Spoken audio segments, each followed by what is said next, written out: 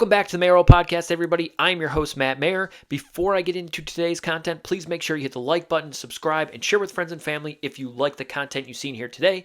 And remember, as always, I will have time codes in the description below. So if there's anything you want to see me talk about, please feel free to jump ahead and do so. First topic today is just covering another Joe Biden gaffe. This one is right after Chinese President Xi visited San Francisco, and Joe Biden presumably was kissing his ass left and right.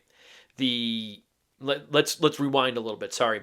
Remember what the state of chaos that the city of San Francisco has been in for years and years now.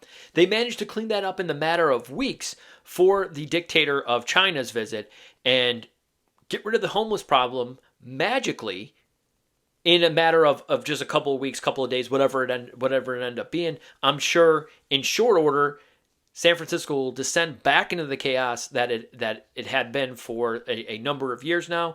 But just keep that in mind when voting, that these people let their cities get to that point. They use your money to do nothing. And then when they want to, they could clean it up, but then they're going to let that shit just happen again as soon as the dictator of China leaves. So in this clip, this is Joe Biden. He's being asked a question from a reporter. And really the big thing is the reaction from the Secretary of State, Antony Blinken. So here, I'm not going to spoil it. Here, let's just watch the video. Term that you used earlier this year.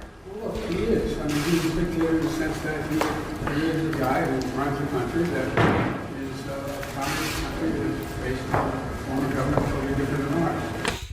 You saw Blinken just even taking a peek over at the reporter after the reporter had asked the question. He essentially knew what was going to come, and it was going to be an absolute blunder from Joe. So minutes after kissing his ass, he goes back to calling Xi a dictator, and Blinken was just like, oh, like that's just more stuff that I'm just going to have to spin into oblivion here. And oh man, kind of feel bad for him, but I don't really feel bad for him. I mean, at least it seems like he knows the chaos that's happening, but he's letting it happen. So I don't actually feel bad for him. But I guess if there's one person in the Biden administration I feel most bad for, I guess it would be Blinken. But yeah, I still don't feel bad for the guy. And then last week, after the Republicans had control of the House since January of this year, the new Speaker of the House, Mike Johnson, he's been Speaker for about a month now. He released all the January 6th footage to the public. I can't wait to see the videos that people are able to splice together of people that have been persecuted over this attack on the Capitol and, thrown in prison and not given fair trials, not even given any trials, just locked away for a year at a time.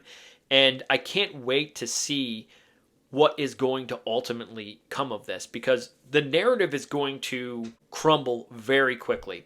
And there's already video out there with body cam footage showing there is obviously a massive crowd at the Capitol, but they didn't break down the barriers until the police started firing projectiles into the crowd, seemingly. So far, that's what it seems like to me. I can't wait to see somebody who's got the time to show the whole story, but that's what it seemed like to me. People were gathering in front of the steps of the Capitol building, behind the barriers, and then it seemed like the Capitol Police started provoking them. That's what it seems like initially. We'll see what happens, but you'll see here, this is a video of what was deemed to be the worst attack on democracy since 9/11. This was being compared to Pearl Harbor. And you see that there's police officers lined up here by the door. They seem to be not in harm's way at all.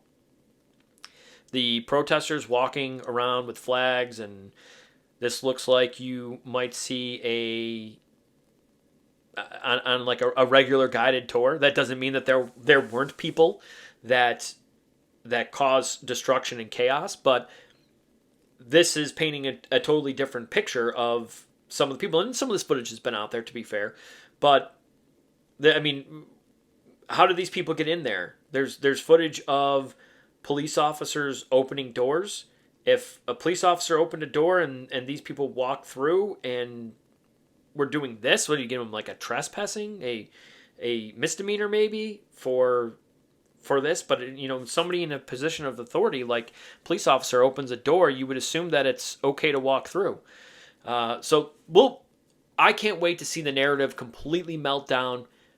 Can't wait for people to put these videos together, do timelines of people that have been put in jail unfairly, and then also the people that were part of provoking this.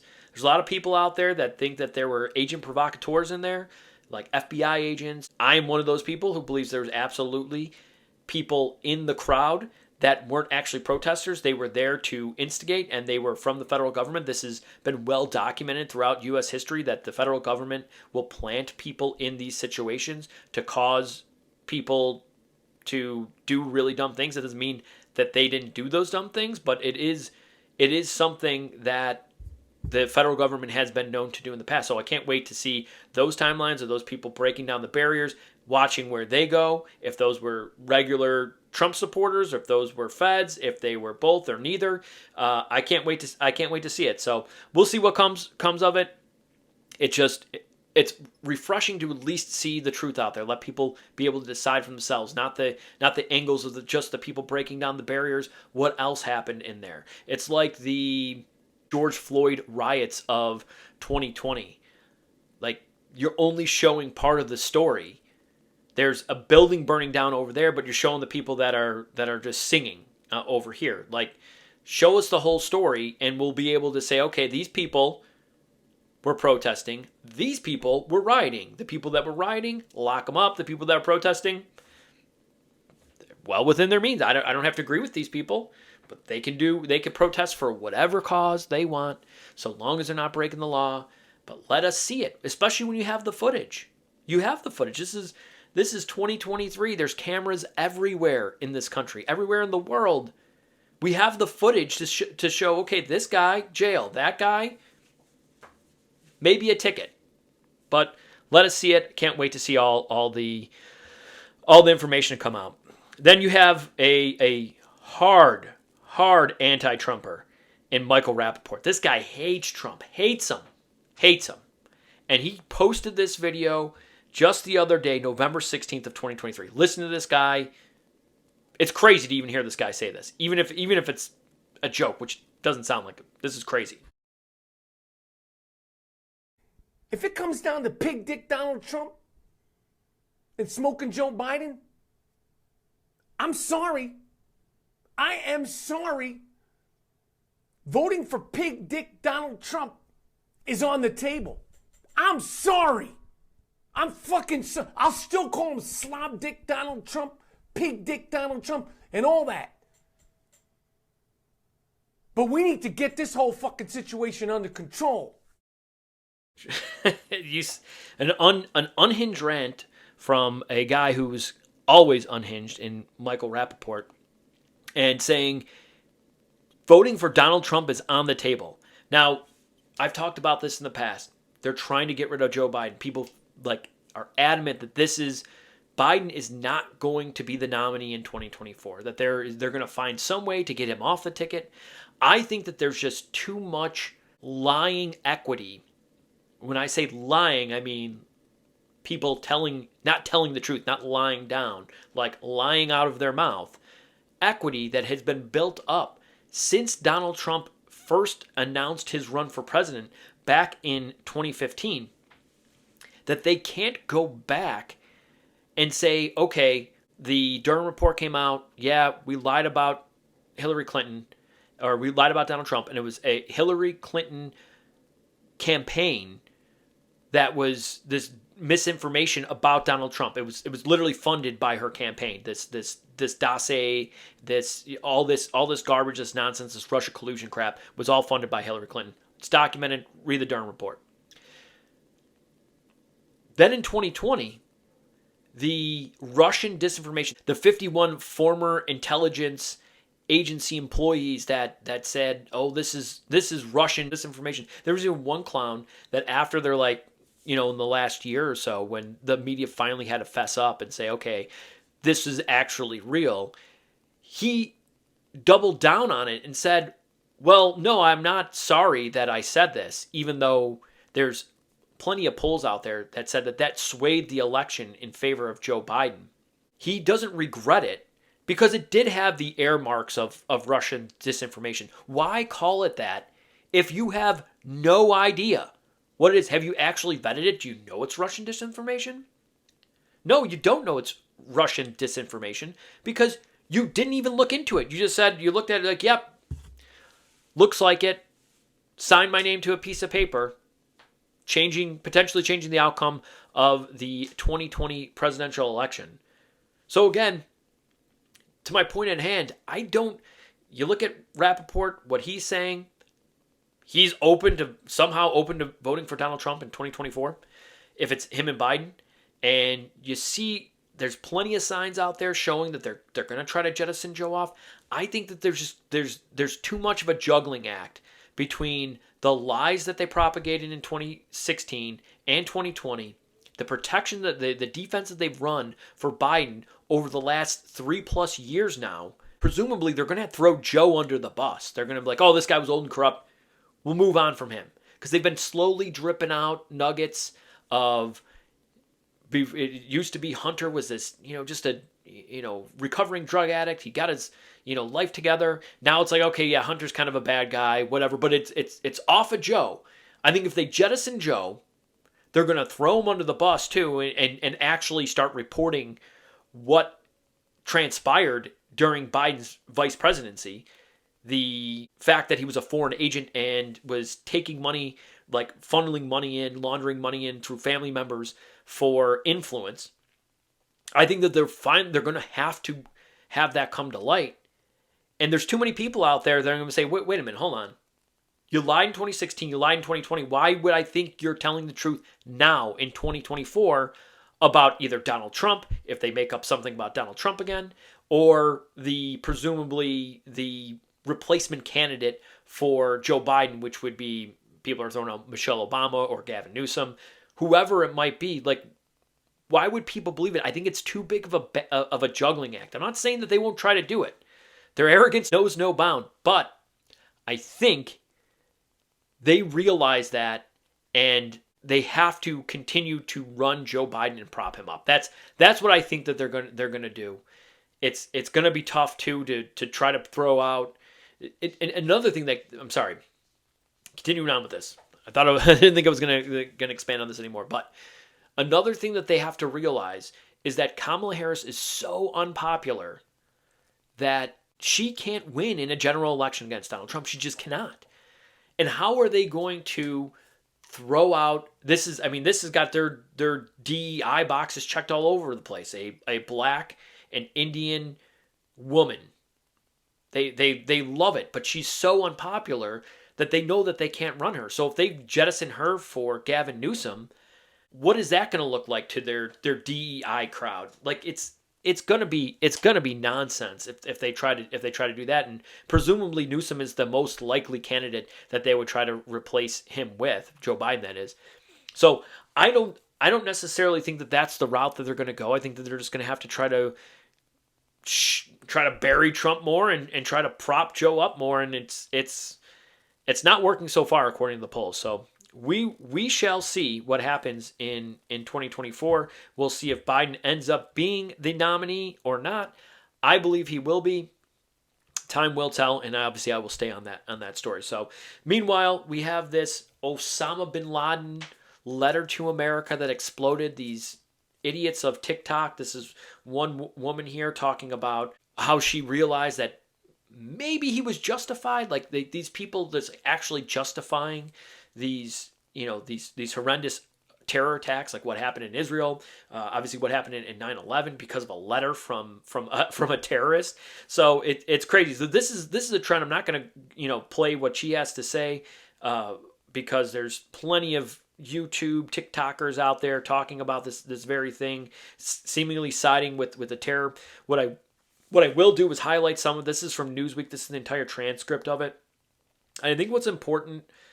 I'll read it and then I'll tell you what I think is an important takeaway for my audience. And when you're talking to people on the left how to highlight, and anyone who supports this, how to highlight kind of the hypocrisy in like what their stance is. So it says, the American people are the ones who pay the taxes which fund the planes that bomb us in Afghanistan, the tanks that strike and destroy our homes in Palestine, the armies that occupy our lands in the Arabian Gulf, and the fleets in which ensure the blockade of Iraq. These tax dollars are given to Israel for it to continue to attack us and penetrate our lands. So the American people are the ones who fund the attacks against us. They are the ones who oversee the expenditure of these monies in the way they wish through their elected candidates.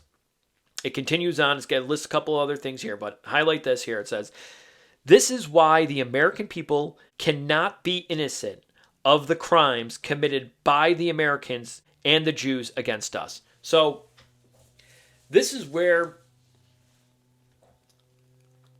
and this article is, I've read the whole, not the article, I've read the whole letter, the Osama bin Laden letter, which was allegedly written in 2002. And it's very anti-Semitic. There's like the whole thing is seemingly a rant against Jews, like the majority of it. I suggest everyone go read it. That said, people on the left, they want more taxes. They want the rich to pay their fair share, is famously quoted from AOC, Tax the Rich. They don't seem to realize that the more money the government has, the more they do with it something that they disagree with. So in this instance, you see all these pro-Palestinian people. These would be the same people that want to raise taxes and want to live in some type of socialist or communist society where all the earnings go to the government redistributes them, and everyone's happy, and we live in a fantasy land that can never truly be obtained because they cease to comprehend the fact that ultimately there's going to be one person or one small group of people in charge of all this money. That's an extreme amount of power, and with power comes abuse and corruption, and they will certainly do that regardless of the side of the political aisle that they are on. That's just human nature. But they don't seem to realize that bin Laden is right in the fact that we fund it. We fund everything that the government does, everything you like and everything that you don't like. So when you're out there advocating for free Palestine and like ending wars in the Middle East, ending wars all over the country that are funded by the United States, and at the same time, you're rooting for higher taxes, you're rooting for the wars. Like, you're calling for the wars. What will eliminate or reduce the amount of wars is the reduction of federal money. If they can't fund it, how is the war going to happen? How are we going to fund the war in Ukraine? How are we going to defend Ukraine? These same people will be on the side of Ukraine, and on the other side, they will be against the funding of Israel. So fund Ukraine, don't fund Israel. Raise taxes. The United States uses that money to carry out missions in the Middle East, bombing different terrorist groups, and sometimes you're going to catch civilians in the crosshairs. These people don't seem to realize that is their stance. They should be like me and say we need to have as little taxation as humanly possible. But they will not realize the hypocrisy in their own stances. They're incapable of doing so. So when talking to somebody who supports this nonsense, this Osama bin Laden was right, this, we weren't innocent because we funded it, those are going to be the same people that all you have to do is ask them what their stances are on corporate tax rates, on taxing the rich. It's like, we're already able to do the things that you don't want, and now you want to take more money and give it to the government because they're going to throw you a couple of bucks on something that you do want. Don't be fucking stupid. Don't be fucking stupid. That should be the next comment out of your mouth after you explain it to them why their stance on increasing taxation and giving more money, more power to the government is actually a good idea. Speaking of, Nikki Haley, she's not it, guys. She ain't it. So Nikki Haley, this is her. This is from the DeSantis war room. DeSantis, I like DeSantis. I think he's been a good governor of Florida. I don't live in Florida, but there's a lot of policies that he's put out there that I agree with. That said, give it up. You got no chance. Haley, give it up. You got no chance. No one has a chance realistically to beat Trump in the on the Republican side. They're wasting a lot of time and money. But this is her talking about encroaching on social media and not allowing to have anonymous accounts out there. Now, my account is not anonymous. I say my name at the beginning of every one of my episodes. I have my picture. My username is my podcast name, which is at Mayoral Podcast, which is just a play on my name. My last name is Mayor. And so I have no problem putting it out there. But again, like I said in my last episode, they've taken things away from. I lost my job over the vaccine. Like I have a different job that I don't have to go. I don't have to worry about that. Now, is my financial situation a little less secure? Sure, but like I don't have to worry about getting canceled or people going to my business and saying, "Oh, Matt said this on social media." Like that, I work for somebody who's not going to be like that. So, that said, there should be some type of anonymity if people want it. Like, people have the right to privacy, and Nikki Haley is advocating for the exact opposite of that. Again, like I said, she ain't it. But here's Nikki Haley talking about making sure that there's no anonymous accounts out there. This is not about government getting involved in anything. I never said that we wanted government in anything. When I get into office, the first thing we have to do, social media accounts. A huge issue that I'll deal with as soon as I get there is social media. First of all, it's a national security threat. This is a national security threat. Social media has become a national security issue. Every person on social media should be verified by their name. Verify every single person on their outlet and I want it by name. Every person on social media needs to be verified. We need to know exactly who they are, and they need to show their own name. Again, oh man, that's just not a winning position to take, especially in a GOP primary. It's a really bad position to take. This is like the Patriot Act 2.0, right? The Patriot Act it's anything but patriotic. Like, the amount of spying that the U.S. government was allowed to do on its own citizens in the name of safety after 9/11 is, in my opinion, a violation of the Constitution. And this is just kind of an extension of that. On its face, I get what she's saying. She's saying that there are anonymous accounts out there. They're putting dangerous information out there, and they should have to put their face out there and say, okay, this is, my name's Matt. This is what I'm saying. Or if they're purposely propagating something to try to incite some type of violence or anything like that, I get what she's saying, but that is always going to lead to an abuse of power. That's what happened with the Patriot Act. And we just keep re-upping the Patriot Act. It's utterly ridiculous. So, again, a terrible idea from Nikki Haley. It's something that should not even be considered. But, again, she's going to try to run on that platform while she, in the one side, she's saying she never claimed that. And then there's clips of her saying in multiple different times that people need to be fully verified with their name on social media. So just a bad stance.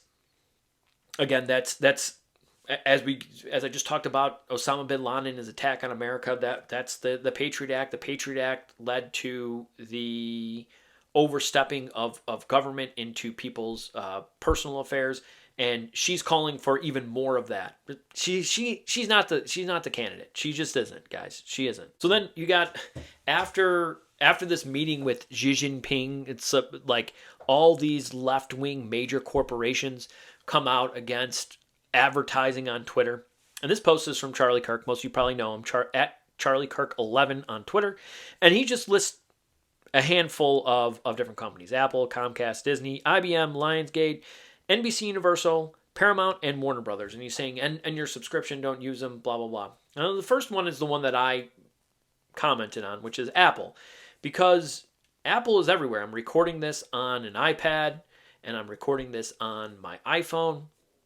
And it's difficult to get away from Apple and Google because of their monopoly on the phone industry in terms of usage. So I comment simply, at Elon Musk.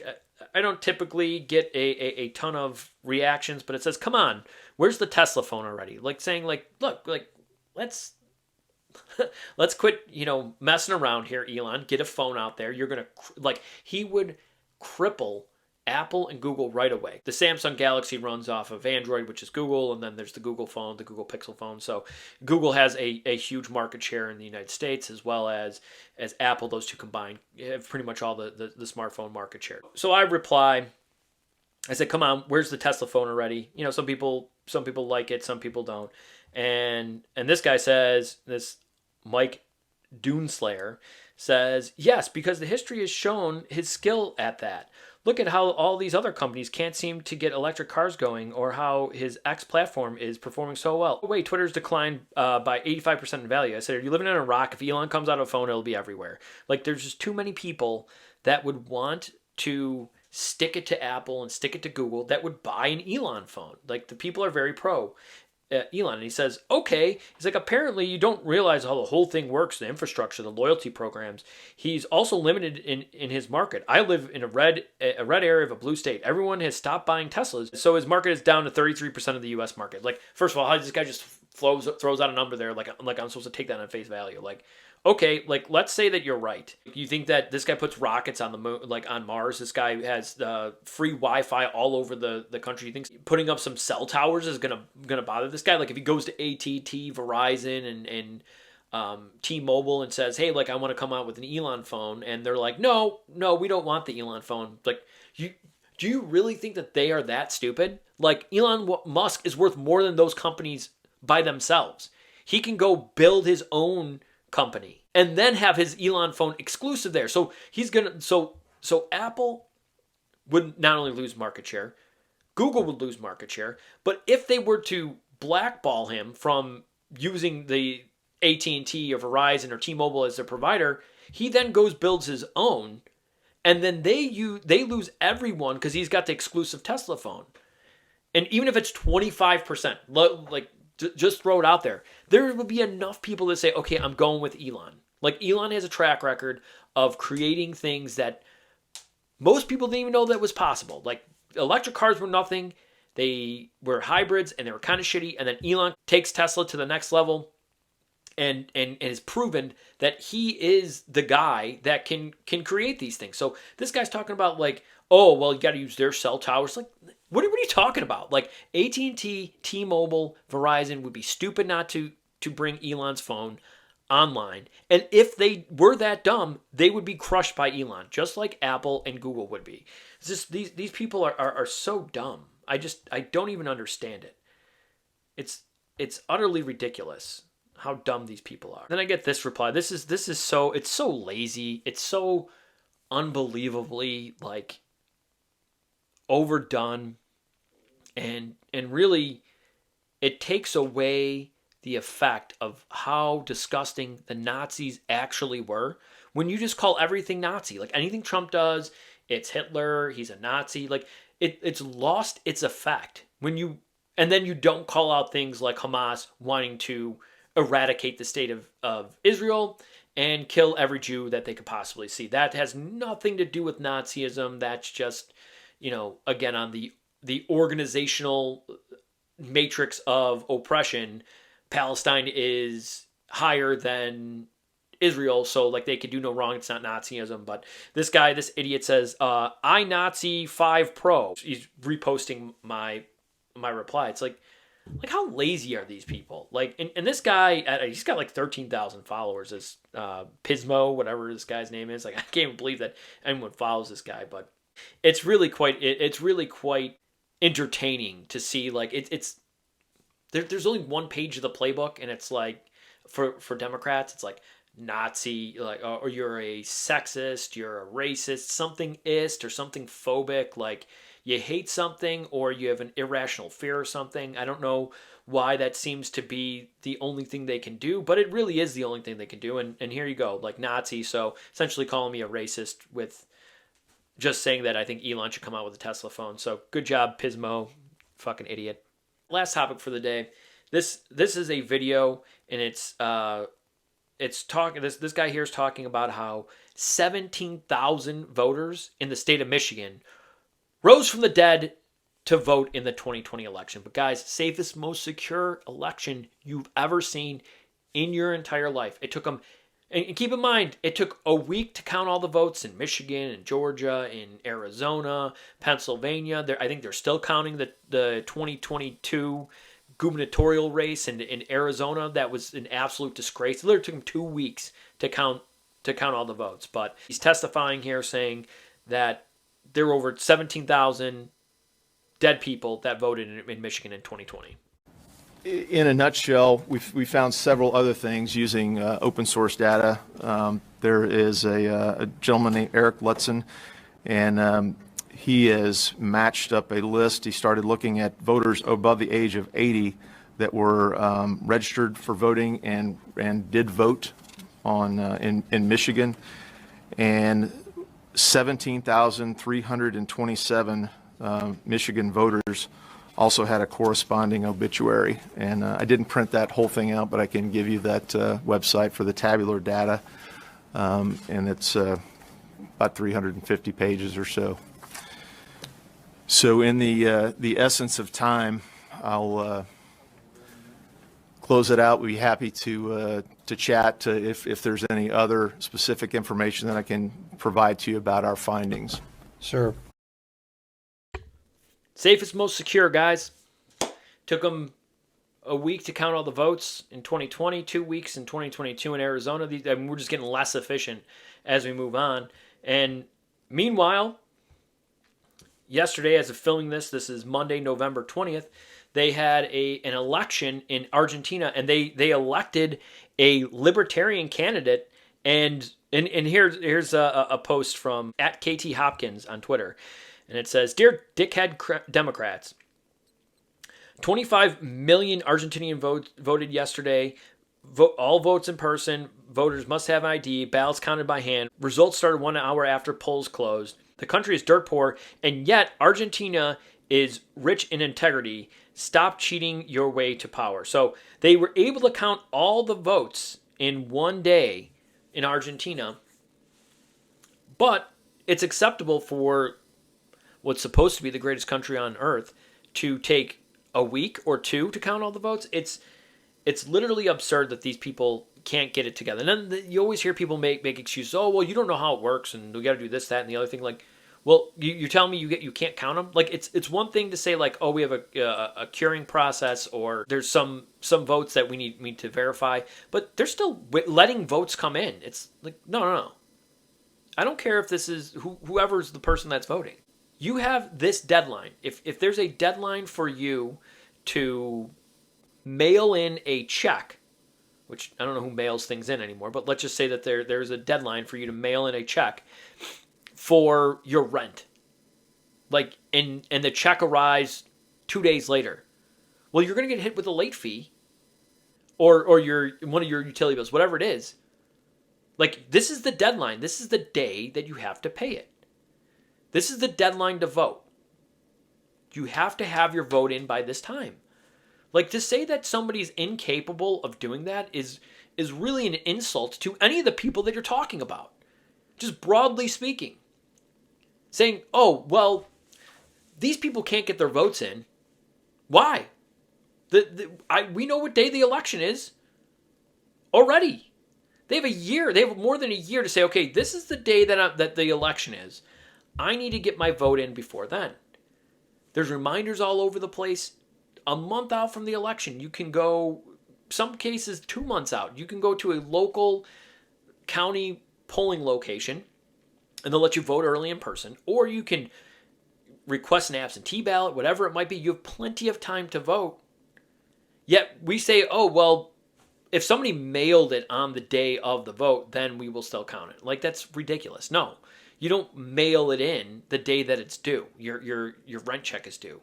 You got to mail it a week before, 2 weeks before, whatever it is. Here in the U.S., we will continue doing stupid things, allowing this process to drag out for days, in some cases weeks, and just calls into question the legitimacy of our elections. That's it for this episode of the Mayoral Podcast. Please make sure to hit the like button, subscribe, and share with friends and family if you like the content you've seen here today, and I will see you all in the next video.